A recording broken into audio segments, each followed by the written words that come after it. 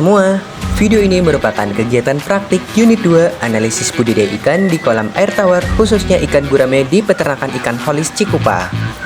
Peternakan ikan holis mengadopsi metode budidaya intensif dengan memanfaatkan kolam beton dan pendekatan polikultur yang menggabungkan ikan gurame dan ikan nila. Kolam beton dipilih karena kemampuannya untuk memberikan pengendalian lingkungan yang stabil seperti suhu, pH, dan oksigen terlarut serta mengurangi resiko kebocoran air yang bisa menyebabkan kerugian. Peternakan ikan holis juga menggunakan sistem RAS yang memainkan peran penting dalam menjaga kualitas air kolam melalui serangkaian proses seperti filtrasi mekanik untuk menghilangkan partikel padat, filtrasi biologis yang melibatkan bakteri untuk mengurai amonia dan nitrit menjadi nitrat yang kurang berbahaya.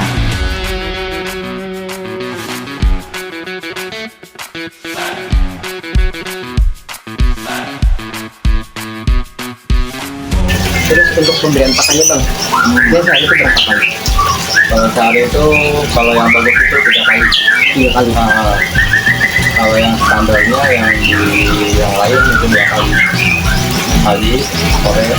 Tapi kalau di saya itu 3 kali. Bahkan kadang kalau malam ditambah jadi 4 kali. Pagi, siang, sore, malam. Dengan keadaan kita kalau kita puasa kayak gini belum bisa dikuasai. Cuma ini dalam satu sistem Untuk makan, ya. dia untuk skala per 100 itu dihitungnya per kilogram per gram. Ada ekor itu misalkan berapa gram ya. Cuma saya untuk kadar gramnya saya nggak tahu ya. Saya kita hitungnya satu ini kan ada takarannya kayaknya. Apa yang nyebutnya gimana ya? Untuk makannya kayak gini contoh nih. Kita untuk bibit-bibit ini takarannya segini. Itu berapa? Kayaknya nggak nyampe sekilo. Itu estimasi 1.000 ekor. Ya, estimasi 1.000 ekor.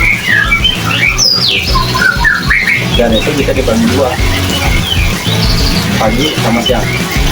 Gitu. Itu bisa kalau Ya, karena kita mau untuk sama pendidikan kita pembekalan. Tapi beda kalau untuk pembekalan lain lagi, ada lagi. tapi itu namanya buat pendidikan doang. Ya,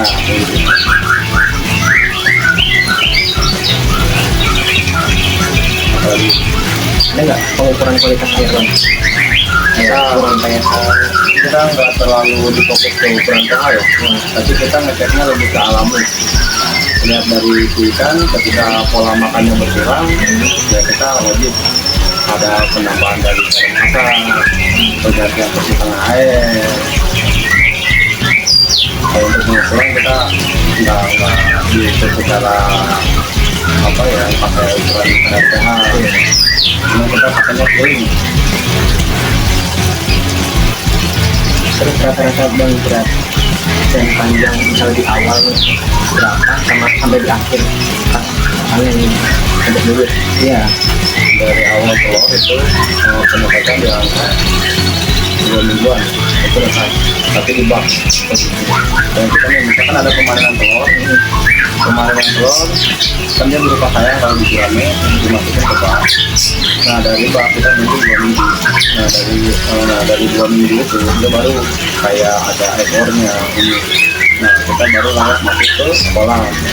Dari kolam itu selama pemasukan ke kolam itu dari awal sampai ke 1,5 bulan atau ke 1 bulan itu wajib yang namanya sertifikat. Nah skala panen di ukuran korek kayu ataupun niat lah, anggaplah 2 jari itu di angka 2 bulan untuk pemanenan layak jual bibit 2 bulan skala panennya.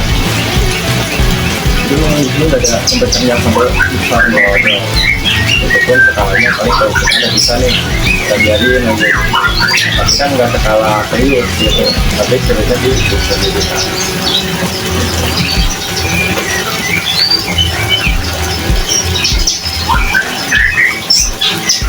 sama tadi bang, minta kan sebenarnya kan udah biasa ya. Kayak penyakit umumnya tuh tadi yang kayak ekor itu rusak. Nah, terus saya penanganannya kan tadi dikasih garam, jelaskan lagi apa. Jadi kalau misalkan awal mula terlihat sakit itu kita, itu awal mula biasanya kita gejalanya kelihatan kita itu mondok. Di pojokan dia ngumpul semua di pojok. Habis itu kita harus langsung persiapan dari pola air. Ketiganya air harus ditendang selama seminggu, dan bukan hanya sekedar ditendang, tapi dicampur dengan garam pasar, air tendangannya itu. Karena kenapa? Untuk membunuh bakteri yang ada di awal mula masuk air ke tendang itu. Namanya kita air bor kan, ya, kita nggak tahu takutnya ada terkontaminasi zat apa ataupun virus atau kuman lah ya. Nah, itu wajib dipakai garam pasar. Nah, estimasinya untuk satu tendon berapa liter itu maksudnya berapa kutub ya?